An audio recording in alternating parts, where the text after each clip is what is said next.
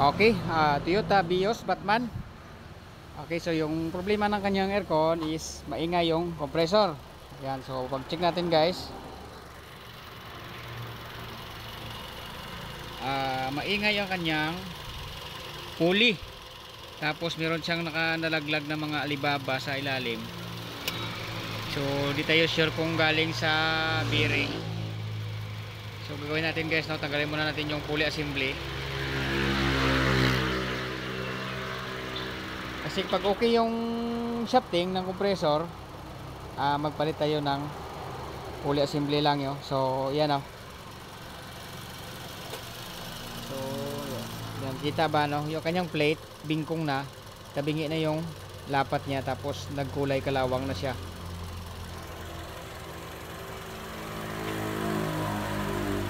Yan o, kita nyo, medyo kalawang na yung ano niya, plate. So ibig sabihin iinit yan or nagbabaga. So may tendency minsan tamaan yung bearing. So pag hindi maagapan, no, magresulta po yon sa palit compressor. Kasi pag natamaan yung shafting ng compressor, wala na, palit na tayo ng buong compressor. So tanggalin natin guys, no, yung pulley assembly para ma-check natin. Okay, ito na, nabuksan na natin yung cover. Okay, so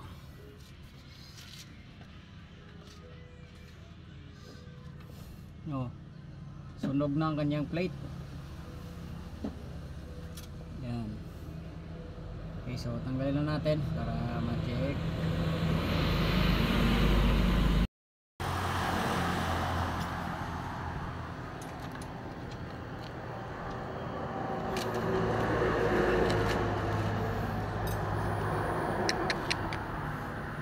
Ayan o, laki na ng tama guys. Ayan siya, labas ng bearing nya. Hala, igo ya shafting.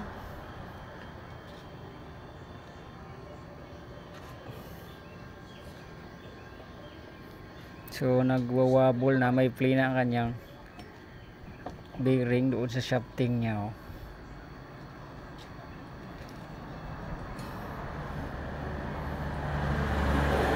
So tanggalin natin to guys kung pwede pa ba, kasi may play na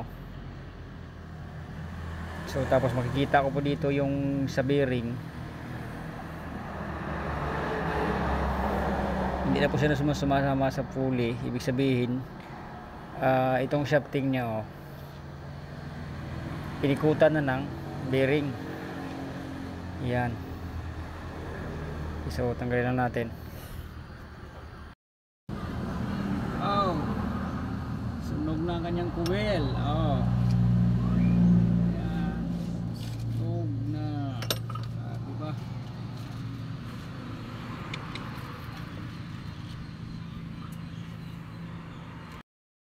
Kaya ito guys, no, tinanggal namin yung compressor.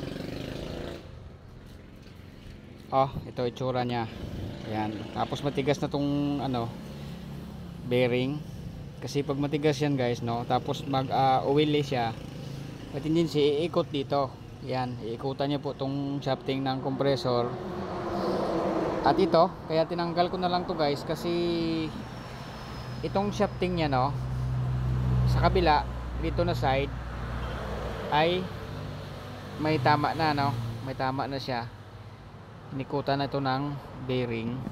Tapos dito hindi pa masyado, pero yung medyo malalim dito is sa kabila. Okay, ganito guys, no, in-inform ko po yung customer, kasi pag ganito replace talaga to ng buong compressor. Tapos nagsuggest tayo kung okay sa kanya na last option. Bali last option yan na last option na yan, no, bali explain natin sa kanya na hindi tayo sigurado kung tatagal. Bali ang gagawin dito is pa machine shop to. Bali sliban to, pa-reface, lagyan ng anong diskarte ng mga tornero, basta mailagyan to. Tapos mailibil ulit same size dito sa bearing na bago na ipapalit natin na pulley assembly. Yan, so bali last option yan. Pero pag masira pa rin, so prepare na talaga, palit tayo ng buong compressor talaga to. Bali last option lang. Yan, di man tayo mag charge ng sobrang laki kasi pag ganito papunta naman tayo doon sana ano, kasi meron tayong ginawa dati, okay naman, basta walang play tatagal siya. Pero meron minsan depende kasi sa ano, kondisyon at sa pag slave dito. So ito lang muna yung ating gagawin. Bali last option, bali pulley, pagpalit tayo ng buong pulley, assembly nito kasi itong yung tsura niya. Pero before that, no, bago yon, bali pamasin shop muna natin to para hindi siya mag-play. Kasi pag may play to, kasi yung clearance ng coil at saka sa pulley is sobrang maliit lang, oh. Yan, maliit lang yan. Tapos pag may play to, magiwang-giwang siya dahil dito sa shafting na tinamaan yan, no. Ang tendency tatama dito sa coil. Oh, tulad dito, 'di ba? May tama siya. Pag tinamaan to, guys, sobrang init, magbabaga, mag-cause siya ng sobrang init, uusok. Yan, may melt yung cover ng winding niya. Yo, so na ganitong itsura niya, guys, no. Dahil yan dito sa tinamaan na ng pulley. Kasi sobrang liit yung clearance dito, sa pagitan nila. Ayan. So depende na magpalitan tayo direkta ng pulley assembly. Dapat dito wala siyang play, wala siyang giwang-giwang. Kahit maliit lang na giwang-giwang yan, sa katagalan lalaki yan. Tapos matatama dito sa ating coil. So yun na, iinit to, magbabaga, umusok.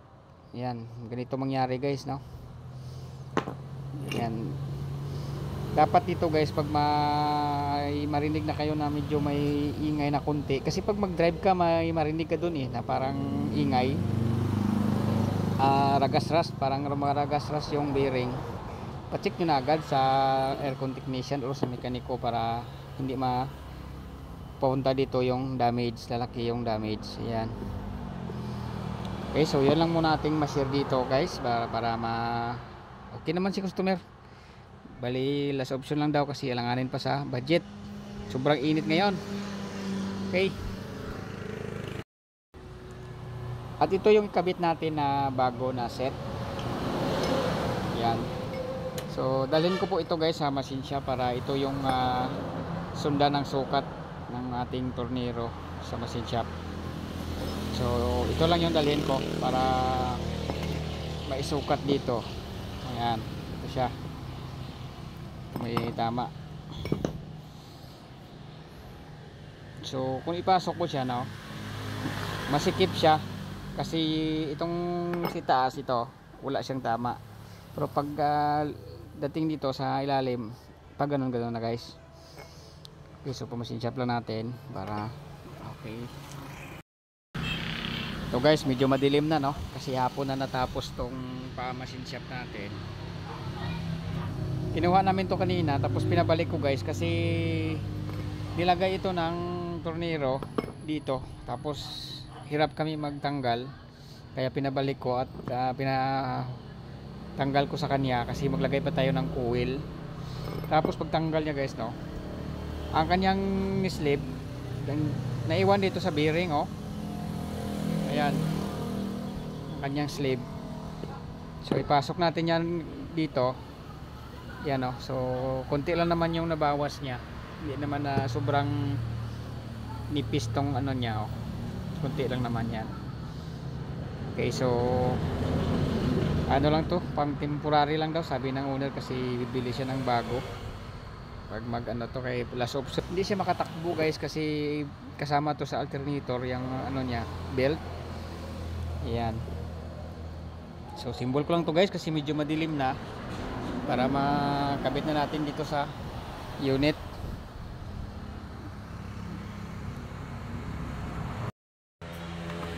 Okay, yan, medyo ginabi tayo, guys. Yan, oh. Dahil nagka-problema sa machine shop, so So yan, nakabit na, no. So naglagay na ng preyon para ma-testing natin kung okay ba. Ada, sige, start. Okay, on aircon.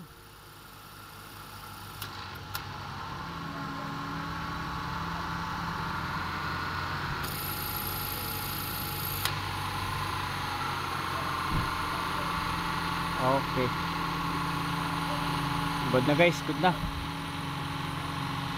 Yung minabit tayo. Okay.